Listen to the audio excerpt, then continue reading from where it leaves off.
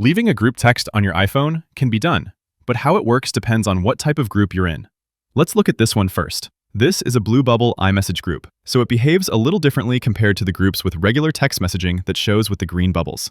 In an iMessage group like this, you can tap the group on the top of your screen and you'll see a few options there.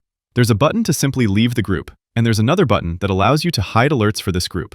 If you want to leave a group, you can simply tap the button to leave the group. This removes you from the group, and others will see a notification that you left. The annoying part is that the option to leave is only available if your group has 4 or more people in it.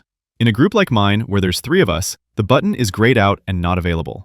The reason for this is that if you leave a 3-person group, it's not a group anymore. It would be a one-on-one text.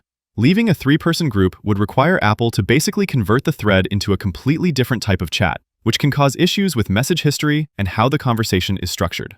So instead, Apple keeps it simple and only allows you to leave groups with 4 or more people. In a 3-person group like this, your options are either to add another person and then leave, or simply hide alerts and ignore the chat, or ask the 2 other participants to move the conversation to a separate thread. If you're in a green bubble group text, it's actually a little bit easier. You can tap the group up top, and from there we can do 2 things. Either simply hide alerts, or you can delete and block the conversation. When you delete and block the conversation, it gets removed from your phone and you stop getting notifications for that group. This does not block any of the individuals that are involved in the group, so they can all still text you normally, and their phone numbers don't get blocked. Only that particular group conversation is blocked.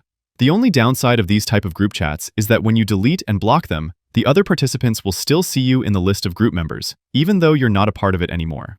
But at least the group is gone from your phone, and you won't be bothered by notifications anymore. And that's how you leave group texts. Click the like button if this helped, and subscribe for more guides like this.